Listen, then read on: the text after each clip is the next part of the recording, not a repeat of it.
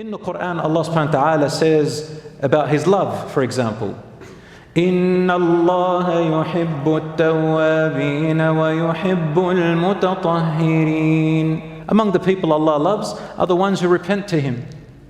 The ones after a long time of disobedience, of doing the wrong thing all their lives, neglecting Allah, going in the wrong way, suddenly something happens to them. They remember Allah, their hearts humble, and they return back to Him and say, I want to be a better Muslim. I want to love Allah again. I want to return back to Him. And then they change their ways. Allah says He loves that person. وَيُحِبُّ الْمُتَطَهِّرِينَ. Allah loves those who purify themselves. They purify their hearts, they purify their minds, they purify their behavior, their actions. Allah loves those who purify themselves. Allah says in the Quran, فَإِنَّ اللَّهَ يُحِبُّ الْمُتَّقِينَ. Indeed, Allah loves those who are pious and righteous. Why would He not love a pious and righteous person?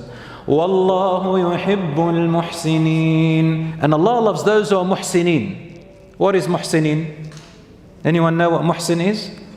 Other than the name, Lebanese name, Muhsin? Yo, Muhsin, what's happening? But there's a meaning for that word. What's muhsin? Anyone know? Those who do excellent in worship of Allah. Those who do excellent in worship of Allah. That is one degree. The meaning of ihsan, which is stronger than iman and Islam. You know when you owe someone something, or when you don't owe someone something, and you do good extra to what they deserve. You do good, but you do extra good. That's called ihsan.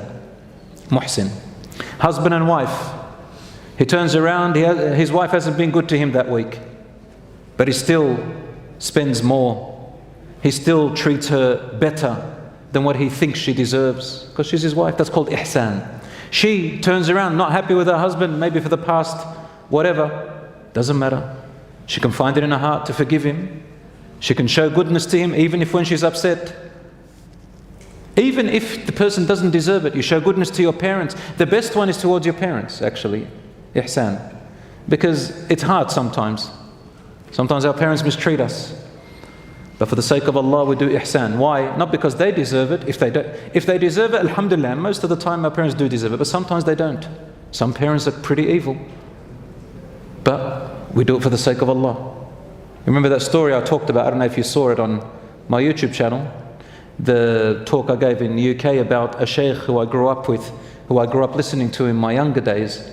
Allah yarham, he passed away. He had a father who was a communist, and he swore at his son night and day.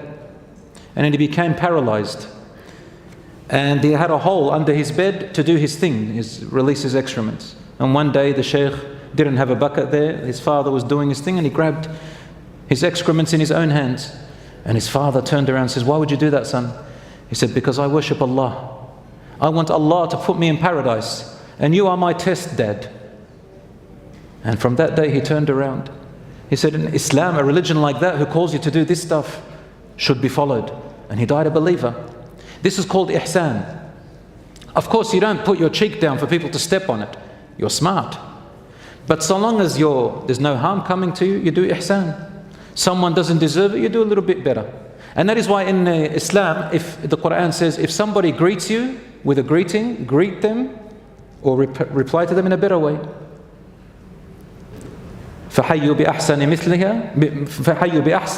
مِنْهَا أَوْ رُدُّوهَا. If somebody greets you with a greeting, greet them the same way or better. Allah in fact says, greet them better or the same way. Allah loves you to do ihsan. إِنَّ اللَّهَ يُحِبُّ الْمُتَوَكِّلِينَ. Allah loves those who rely upon Him and trust Him. إِنَّ اللَّهَ يُحِبُّ الْمُقْسِطِينَ. Allah loves those who are just and fair. إِنَّ اللَّهَ يُحِبُّ الَّذِينَ يُقَاتِلُونَ فِي سَبِيلِهِ صَفًّا. Allah loves those who fight and strive against evil and against injustice for the sake of Allah subhanahu wa ta'ala, like strong rows. But Allah subhanahu wa ta'ala also tells us that Allah subhanahu wa ta'ala doesn't like certain people. إِنَّ اللَّهَ لَا يُحِبُّ كُلَّ كَفَّارٍ أَثِيمٍ. Allah does not like every sinful, boastful, rebellious person against Allah. فَإِنَّ اللَّهَ لَا يُحِبُّ الْكَافِرِينَ. Allah does not like those who know the truth and rebel against it, disbelieve in Allah's signs while knowing it. وَاللَّهُ لَا يُحِبُّ الظَّالِمِينَ. Allah does not love those who are oppressors and wrongdoers upon others.